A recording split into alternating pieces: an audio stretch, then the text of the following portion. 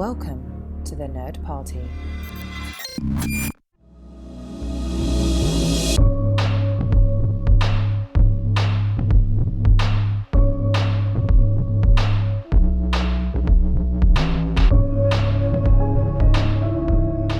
Welcome to House of Spielberg, the latest entry in the Houselights series, where we study the work of directors from beginning to finish, decade to decade, or whatever other combinations that we feel like doing. And here in House of Spielberg, because his filmography is so vast, we've been going through one movie from each decade as we progress through. And that brings us here into the 1990s with 1997's Amistad. And joining me on this journey are two esteemed co-hosts, Darren Moser and Tristan Riddell. Darren, how are you today?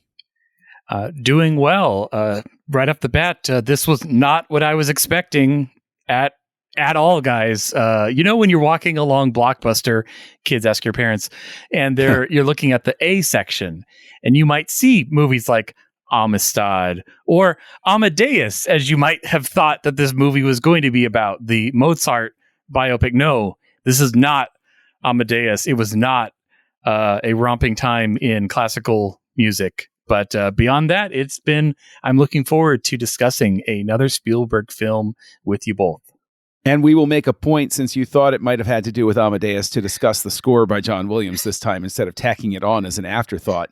And Tristan, how find you this good day, sir, as we prepare for our case in front of the Supreme Court of podcasting to try the Amistad? I'm excited to talk about it too, because I feel like this is one of those films where you feel like you should have seen it, but then you don't really have, you don't remember anybody talking about it. And it's not one that they show on TV. And like when you go to people's houses, no one owns it. Like no one has like, oh yeah, like this is at the beginning of my collection. And so I was really excited to see this, just because I knew that this kind of launched Djimon Hounsou's career a little bit further. And I wanted to see his performance. So yeah, I am excited to talk about it because I had never seen it prior to this viewing.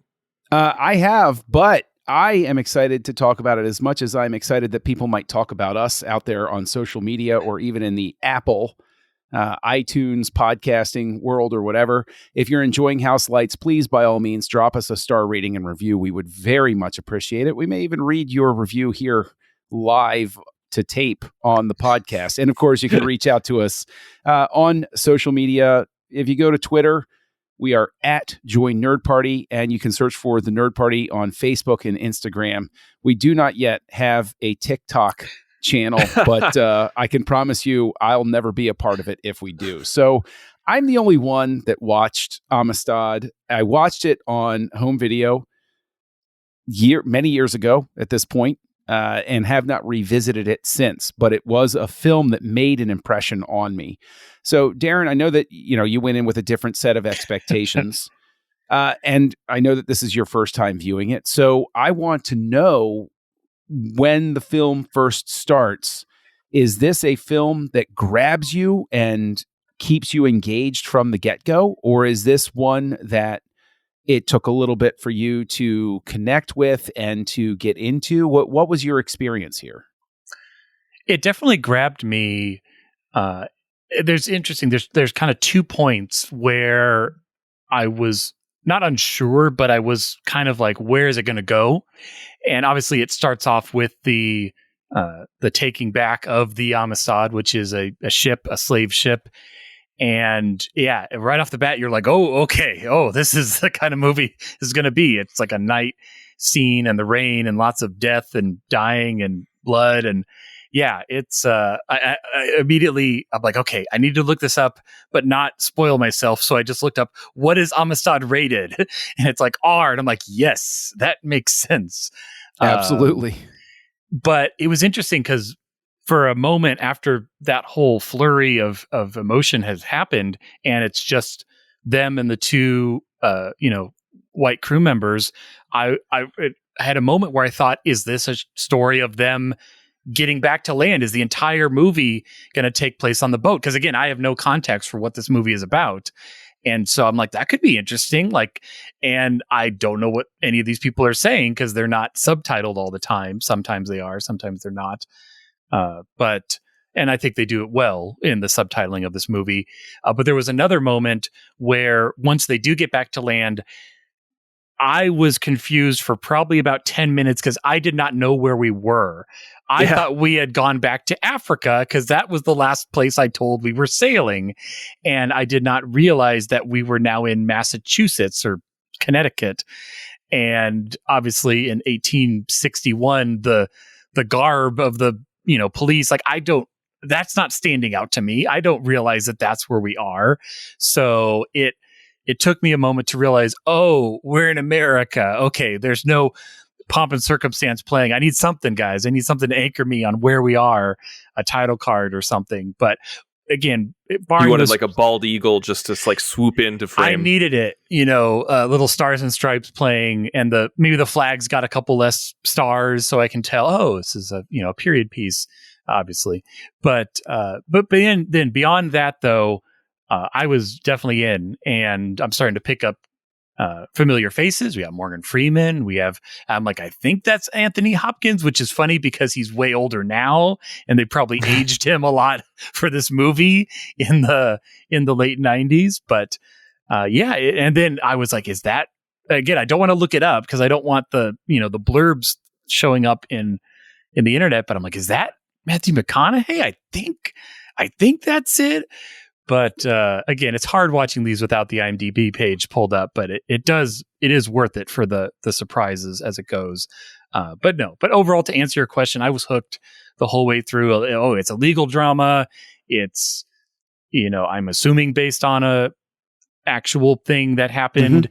Mm-hmm. And then the court, just gets elevated of, oh, they switch out the judge and now it's gone to the Supreme Court. And now you start thinking of, would they make this movie nowadays, and how would that come into play? And I want to hear Tristan's thoughts for sure, but I want to make sure at some point we do also do a bit of comparison to maybe The Color Purple and Schindler's List, which also kind of fall on that list of movies you're not going to just pop in your player. You got to kind of get in that moment, and I think that was this kind of film.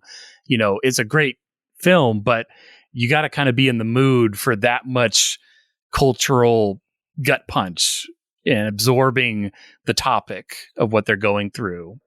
But no Mozart. I was disappointed in that aspect.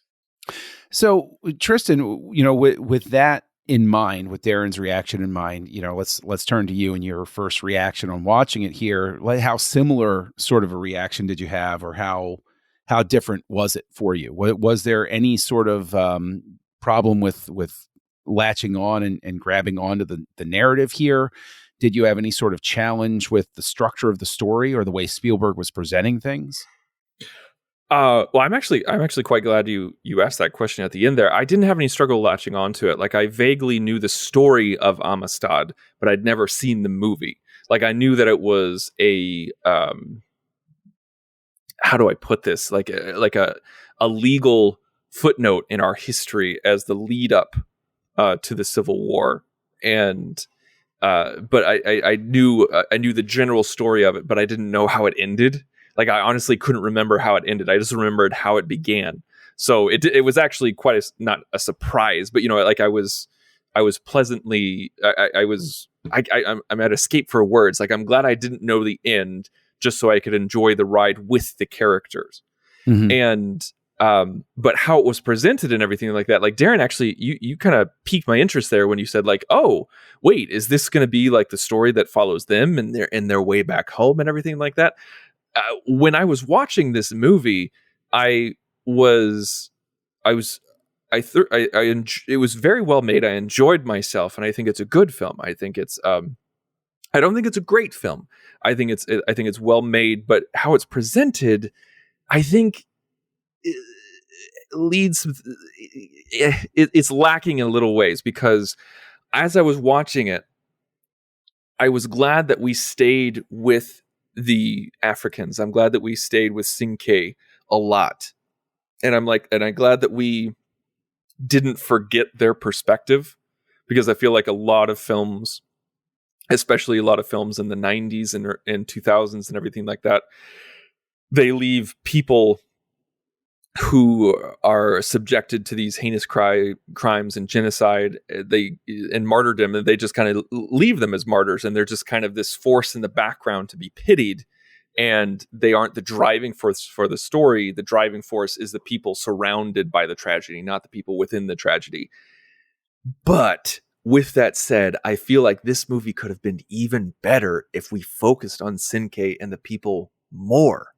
Like, make Matthew McConaughey and Stellan Skarsgård and David Paymer and everything like that, like, make them more in the background and make it more from the perspective of Sin-K. Now, I know that, like, we spend a lot of time with Sin-K, which is great, but I feel like I wanted it to be from their perspective a little bit more, if not a lot more. And I think that would have made a much more interesting story.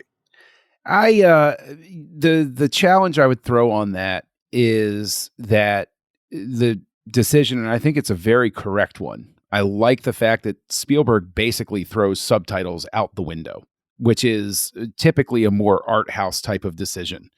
You're not typically going to get a big level production with A-list stars like this, where a director is going to have the pull to say, yeah, I'm not subtitling the first 20 minutes. And everybody's going to be speaking a language nobody in the audience understands, unless they're, from Spain or, they're not going to understand anybody except maybe those two crew members or whatever. It's a very bold choice. And I think that I get what you're saying, but I also think that the balance actually is struck because of the fact that this is an event that winds up being very, at least the way the story presents itself, very pivotal to American history and global history, actually, because of the fact that this is and one of the characters even draws attention to this, that this is the domino that starts everything, that there's one piece of unfinished business, and this is the case that's going to start that down the road. And that's what paralyzes Van Buren. And I think it's helpful to get the perspective where you see how the machinations, the processes, and the politics of everything wind up complicating what's, from an emotional standpoint, a very simple sort of question for the audience. Well, yeah, these are people. What on earth are you talking about? Why is this happening? Whereas you see, you have, I think, some very important discussions about, the push and the pull and the back and forth, and the fact that it is regarded even in its time as unfinished business, something that's inevitably going to have to be dealt with. That was, this is the can that was being kicked down the road. What I think is interesting mostly from that perspective is Anthony Hopkins as John Quincy Adams mentions, he says, if this was a British guy that this was happening to, we'd be teaching about him in school and everybody would know his name, but we don't, and we won't. And I think that is a very important point to hit on in that summation at the end, because I had no idea about the Amistad before I watched this film. This was a history lesson for me. And it was a really amazing one, not for the least of which the fact that, they say 22 this years is the first between this event and the Civil War. It's so, 1839. Yes, it's a domino, but there is I think we get good 8 amount of presidents time by 1860. It's not like the following year. They make it sound like that summer the Civil War is going to kick off because and it Lincoln is going to be there. That's 2 decades. That's Civil War quite a bit of time, right? And yeah.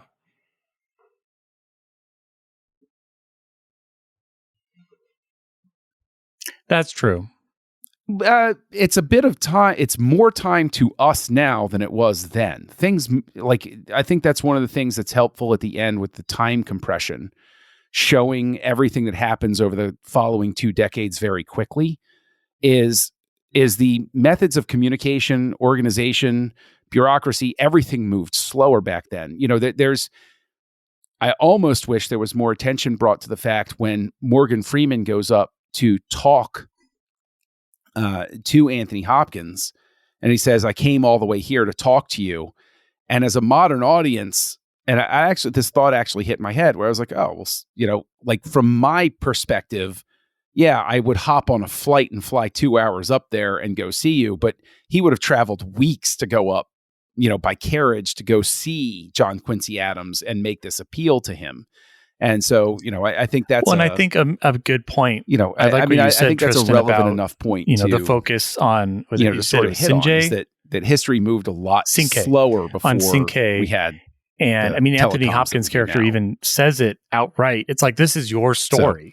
And that's the crux of the end of the movie is, and I did like a lot of the time we spent there. I loved and again, I felt they struck the balance with the translation of it was fast enough, and you had Sinke telling it in his own emoting and words, and then you had the translation, but I didn't feel jarred at all. I felt like, the music's kind of swelling a bit, and he's telling the story of the lion, and he's telling the story of his people and the story of his capture and all of that. And that wouldn't have worked if all of a sudden, we zoom in on his mouth and then we pull back and it's all English, like that's just not going to work.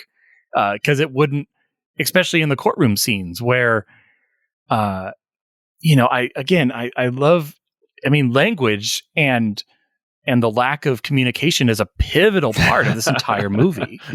I love the scene where one of the Africans has the Bible, and he can't read it, obviously, but he can look at the pictures, and he's pointing at, look, here's this person, and it was like, man, and I'd not really thought of that, of like, what would it be to a non-English speaking person to look at the iconography of the Bible, like, how would that relate to their own stories and their own feelings, and what would they draw from that? And that's a really amazing scene.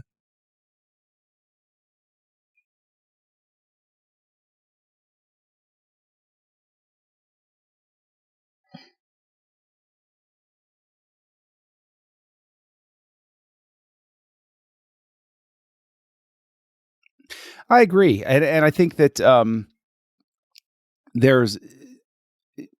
I think that what I would want to hit on out of that especially is the fact that, I'd never seen Jimon Hansu before this. I think he was relatively unknown. I think this is his big splash. This is his breakout. This is his breakout role. And again, I think we've made some slight reference to this, that Titanic sort of sucked all of the oxygen out of the room when it came to talking about films in 1997. But the performance he gives here is very reliant on the fact, and I think is a very important lesson in film as a visual medium, that the ideal is I should be able to turn the sound off and still be able to tell what's happening or how the character is feeling. That sound enhances it, but I should still have the bare bones of being able to relate to the character. And even though I can't understand a word that he's saying, I can still, cry at certain scenes because I understand everything he's saying, even if I don't understand the words. And what I found interesting was, and I have to go back and revisit, was Schindler's List is a great film. It truly is a great film. But it doesn't seem as visceral an experience as this one. When Spielberg shows the brutality of everything, whether it's the way that the people are treated when they're captured and put on the ship and all of that stuff, to when the revolt happens, E.T. phone, happens at the very beginning. I think it's a very bold decision and a very, and I think I've thrown shade on Spielberg, in previous discussions. This is not the family-friendly Spielberg we're used to. He's not pulling, right? But he's not pulling any punches here. And so, Tristan, I know that,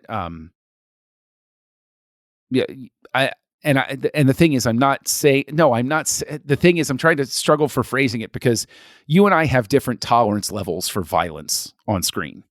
Yeah. So I would be very interested to know. This is one where even I was sort of like rewatching it this time was recoiling a little bit. How, from the perspective of somebody that doesn't really care for violence on screen, how does this play for you? Was there anything where you just had to sort of like avert your eyes and just be like, I can't look at that? Well, yeah. I'm glad that you brought that up because, like people who know me know that we kind of joke around in the nerd party community about how I have delicate sensibilities. Like I don't like horror films. I don't like graphic violence just for the sake of gratuity. I don't like graphic sex in movies. I don't like I can't stand rape in movies. It's just like there's a lot of stuff that I'm just like, no, I don't need that in my escapism. However, when it's violence done for a purpose or when it's crucial to the story, I can usually stomach it a little bit better. Like if it's just when the violence is part of the entertainment, then I'm not really like for the sake of violence, then I don't really dig it. But especially if it's historical violence or if it's violence that's key to the story, or to the emotion other than just like shock and awe, then yeah, I can handle it a little bit better. Now, when I was watching this, thankfully, my wife did not watch this movie with me. She would not have been able to handle it. She was asleep and I started it. And it's that opening scene, the revolt, like there's lots of thunder and lightning. And so it was basically like a strobe light was going on in the bedroom because it was like midnight when I was watching this. And I kept thinking that she was going to wake up. And then it started getting more and more violent. And I thought she was waking up. And I was just like, oh my God, I need to like fast forward this. And I kept trying to fast forward it, but for some reason it wasn't working. And so I was just like, oh, I guess I'm watching this. And I was like, oh my God, this is so violent. And like Spielberg, when he gets violent, normally he like works his way up to it. But like, this is right out of the gate. Like this is Spielberg telling you, this is what we're going to be talking about. This is what we're going to be confronting. Now, like averting your eyes and everything like that, like the scene, the flashback scene, where Yes. Sin-Kei is talking about how he got captured and sold into slavery, and then on the multiple boats. I am not being hyperbolic here, but that was some of the toughest stuff I've ever seen on film. This is one of the toughest movies I've ever had to watch.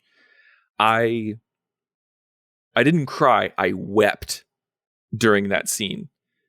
I was in shambles. Like I was trying not to. Like my pregnant wife was laying right next to me asleep, and this scene is going on. And like people who've seen it know what happens in that scene, so I'm not going to describe it. But I just was just like, oh my gosh, this is insane. And you're not just thinking about the movie. You're not just thinking about the acts that you're witnessing. What you're thinking about is how cruel humanity can be. Sure. And how this was a Holocaust and slavery is just a blight on all of humanity. And you're like, this actually happened. Like there's no way you can disconnect yourself from it. Like there's so many times when you watch a movie and you're like, you either get embarrassed or you get scared or you get disgusted. And you're just like, it's okay. It's not real. These are just actors. It's fine. It's no big deal. But with this, you can't do that. Like, yes, you're watching actors, but this is based off of real events. And it floored me. And I just broke. It broke me. And tears were coming down hard. And I haven't had, and you use the word visceral, I haven't had that kind of a visceral reaction to a movie in years. Literally years. Yeah, I like the fact that you mentioned that this was a global Holocaust all its own. I find it very interesting that Spielberg, as we've been pointing out, gets into this habit as he goes forward of releasing major blockbuster serious film and pairing them up and they go forward. Because we talked about when Always came out, that was paired up with Indiana Jones and the Last Crusade. 1993, we get Jurassic Park and Schindler's List. And then Jurassic Park 2 otherwise known as the Lost World, Jurassic Park, and Amistad. So I find it very interesting that Spielberg went from one Holocaust film essentially to another Holocaust film. And this one was even more of that. You can't get even more than. There's no scale. Yeah. I struggle for words here. I'm not drawing comparisons. We all know what you mean. Right. Like no one read into anything that we're saying here. We're talking with as much respect as we possibly can regarding these subjects. But what is interesting is that with Schindler's List being in black and white, it was a great, bold decision, but one that does allow what you're talking about, that distancing of saying, because when I see black and white, I immediately think past. Yes. This is past, this happened, this is over, this is done. Whereas this being in color, all of the brutality is that much harder to watch. Not that anything in Schindler's List was easy to watch, but this is that much harder because you're seeing the blood spray and the blades go in and those sorts of things. So I find it very interesting and very, in a sense, moving that Spielberg recognized that he had made one Holocaust film and then he makes another Holocaust film, but it's not one that's typically talked about in those terms. And I really find it curious that both of these movies are paired up with a Jurassic Park movie in the same year. It's just a weird thing to try to process in those terms, because it's very obvious. I think this is really the point where I think that that cycle starts to break down for him and he starts to move toward the more serious things. I think this is actually the year where you see Spielberg's sensibilities and desire for types of stories to tell move in a completely different direction. I actually do regard Amistad as a great film. And he has the power to tell stories that he chooses, and why not use that to this is the point tell this story, because who else is going to tell this story or have that budget, the blockbuster, or have that score? I would rather work on sway. This and just get better at telling these stories. Right.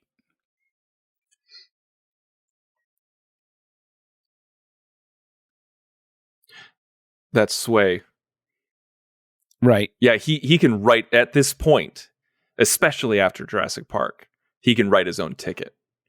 And that's what he's doing. And John, I like that you brought up Amistad as a turning point. One thing that I thought about while watching this and looking at, even though I haven't seen this before, like looking at his filmography and knowing his filmography so well, like, so Janusz Kaminski.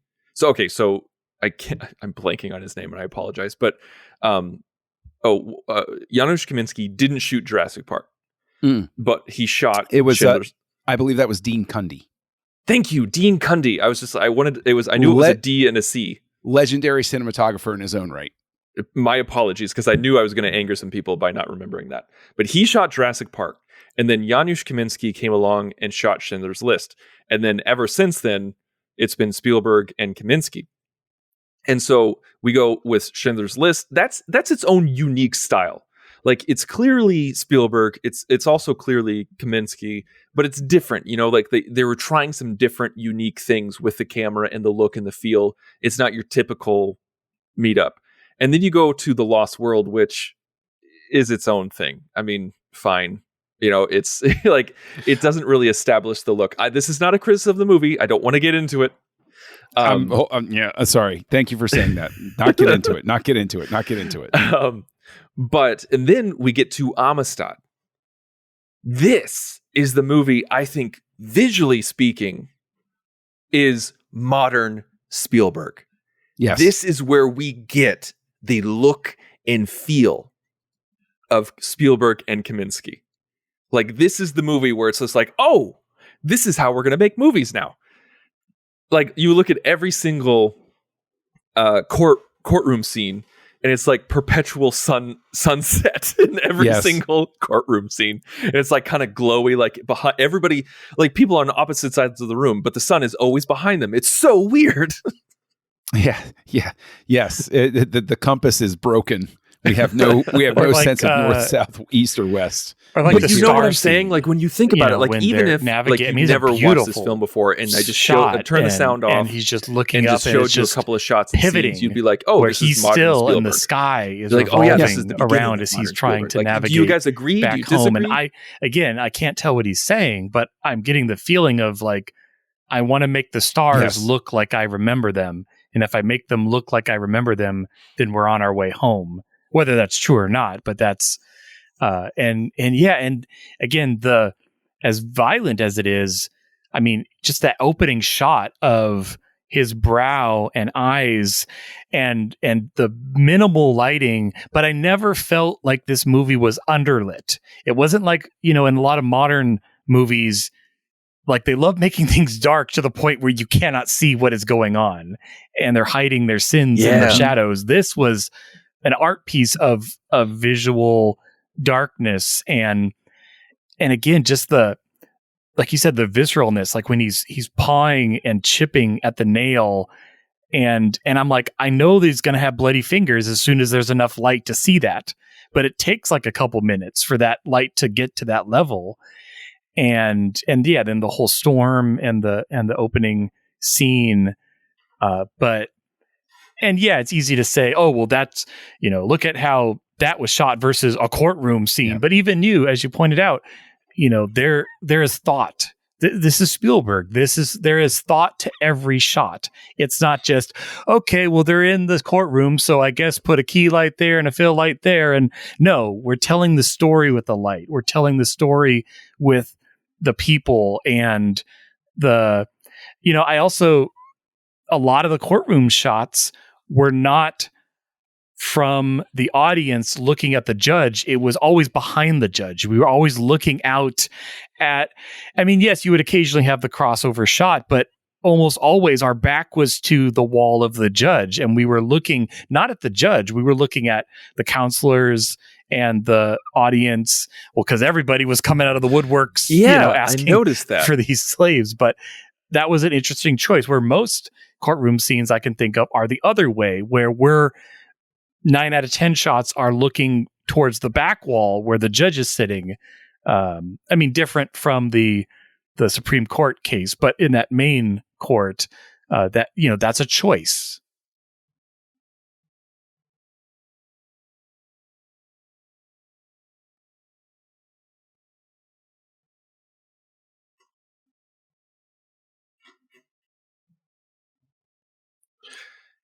Even then, though, even during the Supreme Court scenes, a lot of it was from their perspective. Not all of it, because Hopkins was walking around. But yeah, you're absolutely onto something. Like that was very prevalent.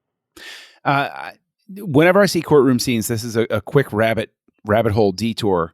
I always remember the story, though, that lawyers never left their tables before Perry Mason because they had to frame things in a certain way on television. And so juries came to expect lawyers to you just can't handle the truth, talk John. To them after that point.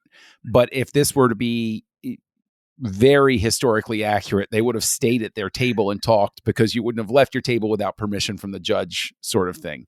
That's my understanding of, how it was explained to me. But apparently I can't. But that, my wife has said that many times when we have discussions about bigger topics, but we'll table that one too. I think that actually I do think that this is the specific point where Spielberg stops trying to set up shots quite the same. I have a feeling if I look at Poltergeist, even though it's directed by Tobe Hooper and possibly directed by Steven Spielberg, there are definitely shots where I look at it and I'm like, it's a Spielberg shot. That's a Spielberg shot. This is completely different. And it does define a different visual language that he carries forward. I think what he winds up becoming more interested in after this point is getting the performances out of the actors, because I think he gets great performances out of everybody here. And that visual language does change. And I feel that there is a definite point where he says to Kaminsky, I trust you. You'll make it look good. I'll take a look through the viewfinder every so often and make sure we're lining up shots the way I want to, or maybe I have some ideas, but you got this. And I'm going to make sure that they're emoting the way that they need to. And I'm going to talk to them. I'm going to give them those notes. So and the thing is, it's very easy to take that in a derogatory fashion, but I think what it is he's finally found somebody that he trusts so much that is just going to do it the way that he wants it to, that he doesn't need to sort of hover over there, sort of thing. The overstoryboarding. There's less of a sense of the, let's just call it the Lucas school of painstakingly drawing every single shot before you actually get on it's set very and practical. shoot it, sort of thing. Yeah. Right. And this is much more, and I think make probably sure we get that also has lock to do with shot the fact for when that the dinosaur comes into the I'm sure courtroom, that and we got to make sure the sky light looks scenes, good. They'll have visual effects so that the stars show up, and all those sorts of things. Right. And so he has less to worry about here. He doesn't need to match up the plates for the visual effects team.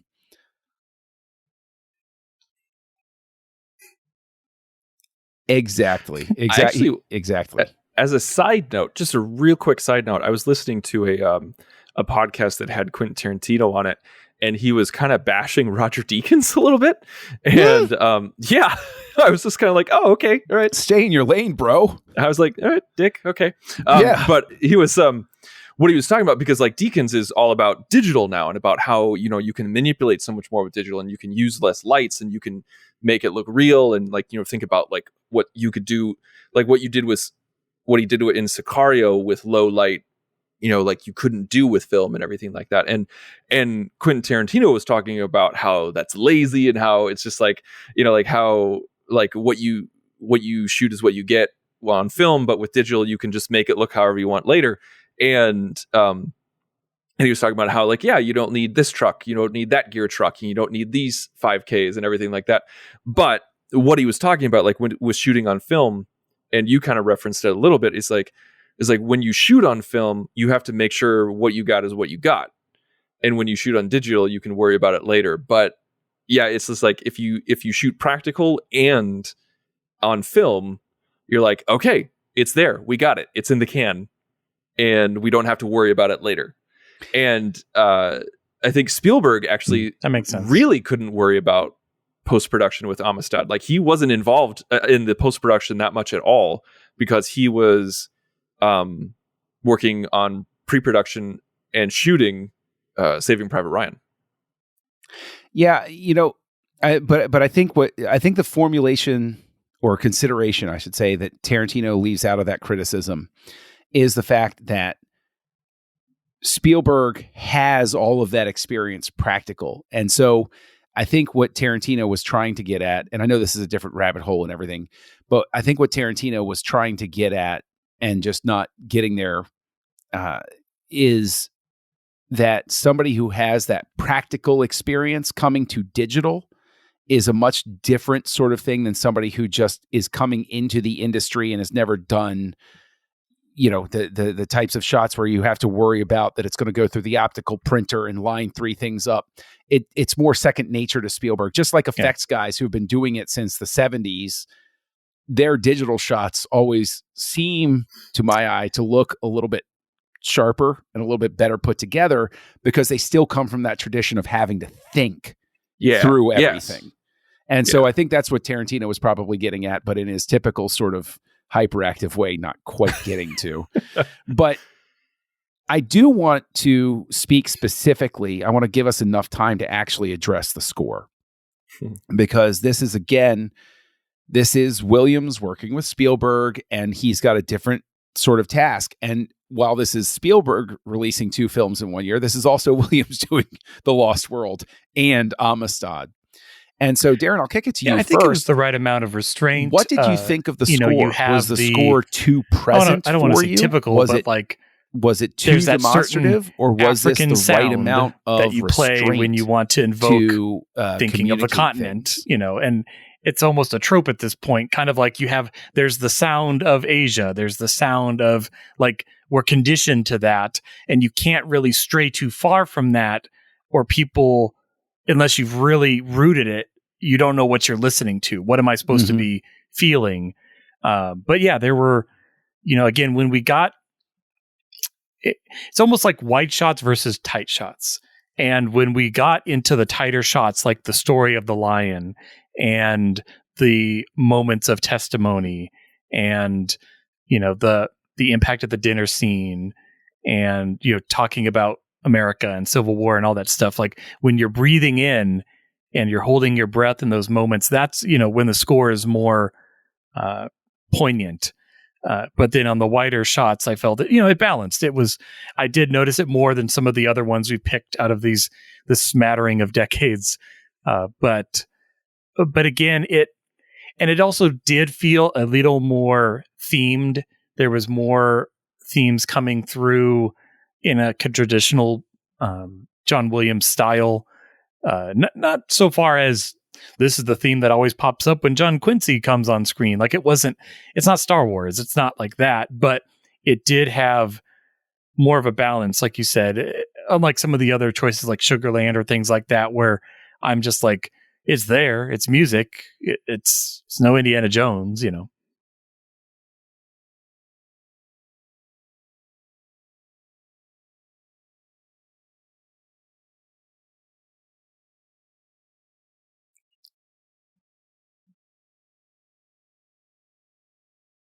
Yeah.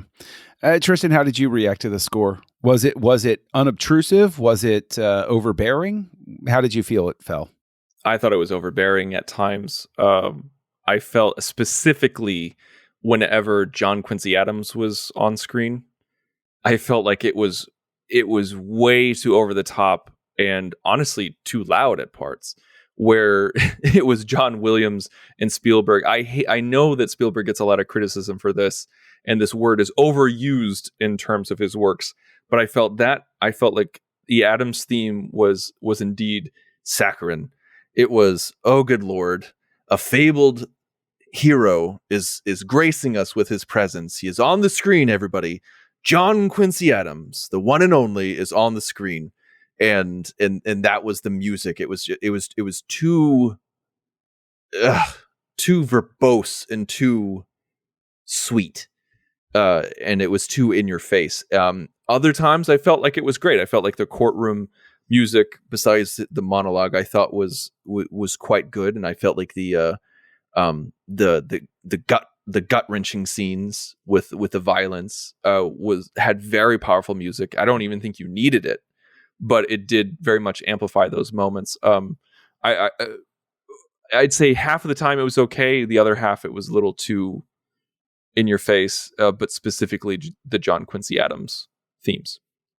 I tend to agree there. I do think there were definitely moments when I don't know if it's because it was John Quincy Adams or if it's because it was Sir Anthony Hopkins is on screen. Like I do feel like Williams falls and into his that varied tendency. levels of grandpa-ness. Right. Like in the beginning of the film, he can barely walk, and then by the end, when he's doing his monologue, he's just walking just fine. Like he's practically like tiptoeing. He's been invigorated by the case. He's been invigorated by this return to prominence, as it were. One quick side note, and one thing that I think is pretty funny from my perspective is that towards the beginning, when we see Anthony Hopkins, his aide who helps him down the stairs and also tells him who's coming there to meet him, that I'm blanking on the actor's name, but he's the antagonist in Meet Joe Black, where Anthony Hopkins is in that movie. Never and so seen it's it. just, it's a beautiful movie. It's a beautiful movie. A lot of people crap on it, and I don't know why. It's very long. It's very good. It's a 3-hour movie, but it has beautiful performances, It was long. beautiful music. It's very long, but it's worth it. But yeah, like that guy is the pseudo antagonist and the boyfriend, and it's just really interesting to see. Like I kind of like jumped up a little bit. I was just like, oh, they're together. like oh my gosh, we see them again. Previously on Anthony Hopkins' career. Yeah. So long as you're talking about actors playing roles, I am always delighted by. Okay, first quick aside, I'm always delighted to see Pete Postlethwaite on screen. He was one of the greatest actors to grace cinema, throughout its history. But I always get a kick out of the fact that Nigel Hawthorne plays Martin Van Buren. So he plays a U.S. president, and he also played King George III. And so like he has the dubious distinction of playing one of England's crappiest kings and one of America's crappiest presidents. So it's sort of, I think it's like, I mean, that's sort of like that's something I'd like on my CV, to be like, hey, I didn't play the great ones. I played the bad ones. And I think that just in terms of the cast, I wanted to ask very pointedly what you guys felt even though she's not on screen very long. It's a horrible decision. Why was she there? Why did they cast Anna Paquin? Do you think they needed to show that character at all? No, because historically she wasn't even in Spain at the time. She was in Rome, and Spain was being ruled by like the cabinet. So historically, not even there. And so basically, I think we can hit on things. And Tristan, you hit at this. You feel it's a good film, not a great film. Yeah. So let's discuss our reactions to things that could have been done better here with Amistad. Tristan, you gave one comment. You wish that we had stayed with Cinque a little bit more in the film instead of being so preoccupied with its impact, the impact on the political story of America. But I did enjoy that. Like, I don't want you to think I don't want any of that, because you made a good point about how like we need to know about the politics behind the decision, and I want to know about it. I just think where you saw balance, I saw a little bit more imbalance. Sure. But I think it's definitely key to the story to know the politics behind the decisions. Absolutely. So, Darren, what would you knock? Knock is such a colloquial, strong word sort of thing. Where do you think this film could have been improved? I mean, I'm almost wondering, was Spielberg afraid to spend less time on the ship because of his trouble with the orca way back in Jaws territory? He's like, oh, another boat. Oh, I don't know if I want to spend a lot of time there. I think probably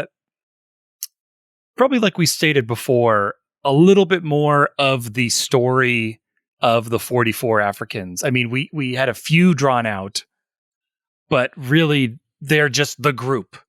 And they're referred to as such. And I think, or maybe just a little more closure at the end too. I mean, I know historically he never makes it back to his family, and I'm not saying they changed the ending of the story, but just like there was a scene again in the middle when they brought the table in for the first time, and I started to get this vibe of like, oh, are there different tribes that were brought together and they're kind of factioning right now? And then they like never talk about that again.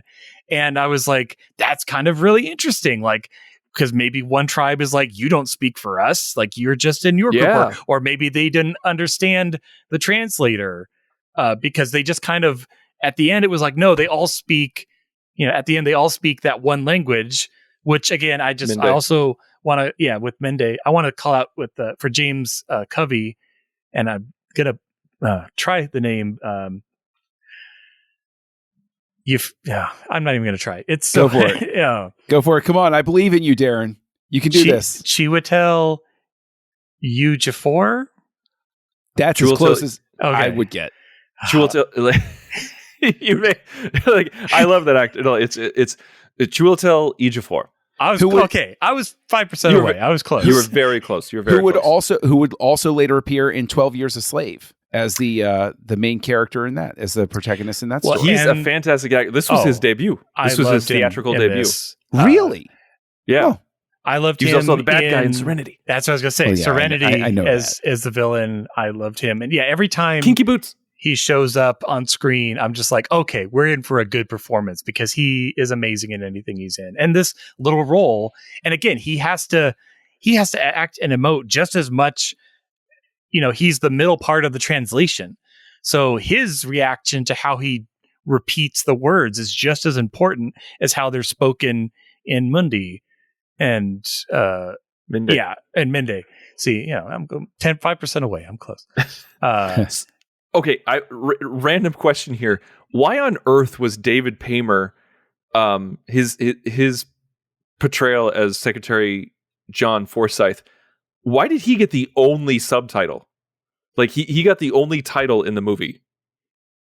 Did anyone else notice that? Oh, like a placard that said like who he was? Like when he walks in, it says Secretary of State. That's a good point. John Forsyth. And is that really that important for anybody else? You know, it was so weird. I don't know. I don't know that I even really noticed it at the time when I was rewatching it. But I would just chalk that up.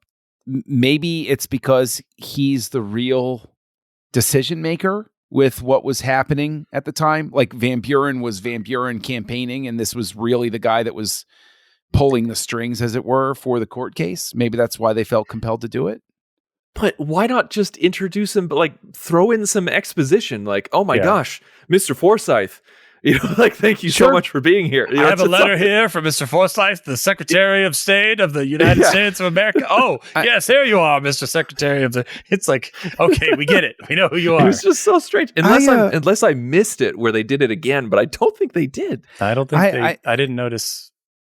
I would say that one of the parts that I trip on is that I would have liked to spend actually more time with Morgan Freeman's character and his emotional reactions to everything that was going on. Yeah, I feel like he was kind of wasted in this. I don't think he was wasted. I think that the scene where he's in the, like, where he doesn't want to go on the ship, where he doesn't want to go in the hold, that required somebody. It didn't necessarily need to be Morgan Freeman per se, but that required somebody with his caliber of talent to have that sort of restrained horror going on. Like it would have been so easy to overplay that, to have it be too dramatic. And he pulls it in just enough to make it effectual, especially when the lamp falls and it falls out. Like he doesn't start screaming or ranting or anything. Right. He doesn't have a panic attack. But it's still very disturbed. You can still tell that you can see the fear in his eyes. He didn't need screaming. I'm glad that you pointed it out, because that was a very key moment, and I'm glad that they didn't gloss over that. And his character was an invention for the movie, which I was disappointed to find out. I still would have preferred to spend more time with him. It's fine that he's an invention for the film. I would have preferred to spend more time with him. And so I think that probably what could have happened would have had to happen at the script writing level, where it is condense a few of these characters in specific. Maybe, if you're going to play a little bit loose with history like that, you don't necessarily need to have somebody come in and make a thing and see him repeatedly talking about the rights of these two slave traders to these slaves like you could have a reference to that and save yourself some screen time in those terms. Speaking of saving yourself some screen time, I think I read a few reviews casually, like after watching this, just to kind of get what people think about it. What was it? Yeah, what at the time, what kind of people thought of it and everything like that. And I feel like one common thread was it starts off really strong and perpetually loses steam as it goes on. And that's kind of hard to argue with. I feel like they could lose a half an hour easy and still be, feel like you could be much more compact and precise and a little less languid in parts. And I really like the performances. I really like I think McConaughey did a fantastic job. I don't know, like it was all right. Like that's the thing, like that's what everybody remembers him for. And then when he started doing a little bit more blockbusters and less romantic comedies, like people were saying like, oh, it's the McConaissance. But like, fans, movie fans of the 90s, like when you have this and A Time to Kill, and things like that, like you realize that this guy has always had chops. He just kind of fell into a romantic comedy rut. Yeah. But yeah, I in Digimon Hanzo, I can't give him enough praise. Star-Lord. It almost made me a little sad, because like when you see this, right. But everyone knows him as that guy who says Star-Lord, like, or maybe even just like Juba from from Gladiator. Oh, Like he did a great job in Gladiator, but it's just like when you see such a fantastic and stellar performance as this, like you want to see him more. You want to see him as a leading man. You want to see him in more films. And then he has this one little bit part in Guardians of the Galaxy, and and that's it. Like, why isn't he one of the leads in Guardians of the Galaxy? Listen, we can talk all day about how the MCU is a black hole that sucks talented actors into the abyss, but he actually was in and I can't recall the name of the film. I think it was called In America or something like that, where he plays. That was a good movie. Okay, so I got the title right. Yeah, where he plays an artist dying of AIDS, I believe. Yes, and he was terrific movie in that film. And I talk about just I have no idea how I happened across that film. It was actually through going to Hollywood Video one day and seeing it and being like, yeah, sure, what the hell, let's watch it. And it probably would have been his name that pulled me in to watch the film, but he was really good in that. But I echo that as well, where it's, if there's somebody who deserves much more of a marquee idol sort of presence, it's Jimon Hansu. I really do think that you can't possibly watch this film and look at it and not say what a tremendous actor he is. Like, just absolutely stunningly, not just because he communicates without English through the whole thing, but because I believe in the language, two English lines at the very end. Right. But yeah, but I believe in the language he is speaking. Oh yeah, I never doubted for a moment that he was speaking a language, and that's hard to sell. That's actually really hard to sell if it's not. I don't like. It seems like, okay, that's just the language he speaks. Sure. And that is very difficult to accomplish as an actor without having some sort of crutch that you fall on that betrays that it's not your natural language. And the fact that it is consistent and the fact that it is strong and believable through the whole film is an amazing feat. Absolutely amazing. And how powerful was that scene when they talked about going to the Supreme Court and he tears off all his Western clothing and throws it into the fire and then just screams about, like, how can you have a country like this where laws aren't really laws? Like where laws only apply some of the time. It's just like, what a powerful image of a bare naked black man screaming in front of a fire about the about the degradation of law. And it's just an amazing scene. Now, is the D in his name silent like Django? Or I always thought it was. I have no idea. I've heard it pronounced both ways. I tend to go with Jimon because I'm like, I'm going to err on the side of Django here. And actually, just as a parting note, have either of you seen Django Unchained? Yeah. Darren hasn't. This would be a really interesting film, I think, to pair up in a double feature with Django Unchained, just to see the different approaches you can have, to see the different sort of film traditions that approach the same sort of topic. Well, the world played that game because Django Unchained came out at the same time as 12 Years a Slave, like at the exact same time. Oh no, I never realized that. Yeah. Okay. Fair enough. And I remember like someone was asking the director of 12 Years a Slave, like what he thought of, Django Unchained. And he said, he's like, not much. I mean, they say there's like, well, how do you feel about how it compares to your film? He's like, well, mine is a drama. His is an action comedy, and you're like, and Spike Lee. It's like, Mr. George Lucas, how do you feel about Star Trek? It's the same thing. Yeah. It's like, it has star in the name. So what? Yeah. It both deals with, the Holocaust that was slavery. And Spike Lee had some choice words about Django Unchained as well. Like, it was, that conversation was very prevalent when 12 Years a Slave came out. I never realized they came out at the same time. That's really interesting. I hadn't thought about that. Well, either way though, I think that it's fair for us at this point to ask each other where we wind up rating it on our arbitrary 5-star scale that is mandated by law, I believe, that we all need to rate things on. Darren, if somebody wants to know where you rate it on a 0 to 5 scale for stars, where are you going to place Amistad? I don't think I'm ever going to give a film a 0. It's not even going to make it onto our list to watch if it's a 0. But true. On a 1 to 5. Now I don't like giving half stars because then it might as well be a 1 to 10.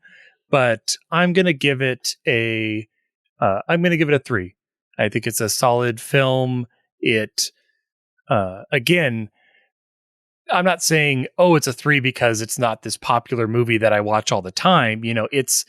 It's the same as now that it's in my film repertoire of things I've seen, I'll put it there alongside, Saving Private Ryan and Schindler's List, like these historical movies that you need to choose to let in because they're so impactful. And I think there was a major impact from this story. And historically, I learned a lot. And, this time of our country, I know we didn't really get into like, would you ever make this film now, or what difficulties would that have been? But I think the way Spielberg approaches the material and the way he draws upon a historical event, way more engaging than the historical event of Sugarland Express. I'll give it a solid 3. It's if you're researching this, or like I would probably show this to my kids when it was age appropriate and we were covering the topic of, this era of history. I think it's worth that with a proper discussion around it. But it teaches as well as is a film. Spielberg made a kid-friendly version for his kids, like for his own kids, and he said that they were bored to tears and walked away. Wow. Of this movie? Yeah. What was it, like 10 minutes long? Because I don't know what you would keep in to make it. I mean, all it is at that point, it's just the courtroom drama part, right? Yeah, that's all it is. It's just the courtroom drama stuff. So, Tristan, where do you fall with it? Like when I finished it, I was just like, this is a 4-star film. Like where, like 4 is great, but it has some things that I would change. But the more I started talking about it, I was just like, is it like Darren? Like, is it a 3-star film? But because of all the things that I would change and how things that were just kind of confusing to me or didn't make sense, and it definitely needs to be shorter, needs to be a tighter edit. You need to focus more on Sinke and his brethren and everything like that. But the fact that this made me feel something more than any film has made me feel in years and gave me such a visceral reaction, it bumps it up to a 3.5. So I give it a 3.5 with impressive filmmaking, but should have gone through a few more rounds of editing. I wind up with a solid 4. When I watched it years ago, even though the mythical 5th star did not exist at the time, I would have given it 5. But on this viewing, and after this discussion, if I'm going to be honest with myself, I still think it's a great film. And this is what's weird, right? Is there are other films where get that extra half star or even go up to 5 for various different reasons. But I think this is an important film. I think this is a film that should be seen. I think that this is a film with some tremendous performances. But if I'm going to be consistent, I agree. There's 15 to 20 minutes that can be cut out. I agree. Anna Paquin doesn't need to be there. It's a distraction. I agree. There are some process choices that don't make much sense to me. Like, I didn't need the very fast intercut scene of Matthew McConaughey flipping his desk chair over and then having somebody saying, oh, yes, he took it, quote, quite poorly. It's like, you actually didn't need that shot even. You could just, it totally broke the flow of that. And so there are a couple of things you can trim. It's funny and cute to have the 3 people sitting there and the one saying, is there anything less relevant than an ex-president, while Martin Van Buren, who's got a losing campaign, walks through. It's like, who cares? that's a bad choice because it's a cheap joke moment. It's the attempt at levity because, oh man, this is a real serious movie. I got to give the audience some sort of chuckler here to sustain them for the rest. But for all of those reasons, it's a 4, but it's a strong 4. It's a very important film with a lot of really good aspects to it. It's just there are enough things that I would change that would cap it off there. So we have 3, 3.5, and 4. We would love to know what everybody else thought of Amistad after they watch it. So go ahead and reach out to us on those different channels that we mentioned at the top of the show, at Join Nerd Party on Twitter, the Nerd Party on Facebook and Instagram. Darren, if people want to reach out to you and talk about Amistad, where can they find you? They can go to drsci-fi.com where they can find videos, podcasts, products, and more, as well as all the links to my social for Twitter, Twitch, or Instagram, where we can chat about Amistad, the Spielberg method, or even John Williams. Tristan? And you can find me at The Insane Robin on Letterboxd as well as Twitter. And you can also find me on this network hosting a show called Second Contact, a Lower Decks commentary podcast. It's a lot of fun. And you can listen to it while you're watching along, or even if you don't have it in front of you and you're just driving around or going to work or something like that, because we make it entertaining for both situations. John, how about you? Here on the network, find me co-hosting Aggressive Negotiations, a Star Wars podcast with Matthew Rushing. Out there on the internet, look for Castle Junkie. I am more fun, probably, to interact with over on Letterboxd. I have a lot of, I like to write pithy little funny reviews every so often. So, check out over there. But Castle Junkie on social networks, all of those sorts of things. In the meantime, we have debarked from Amistad and we prepare for our next viewing of Spielberg, which is going to be Minority Report. Spielberg takes on Philip K. Dick, a heroin-influenced, reality-bending author with a questionable history of film adaptations, but Spielberg felt up to the task. So join us next time for Minority Report here on House of Spielberg, part of the Houselights series. Join the revolution. Join the Nerd Party.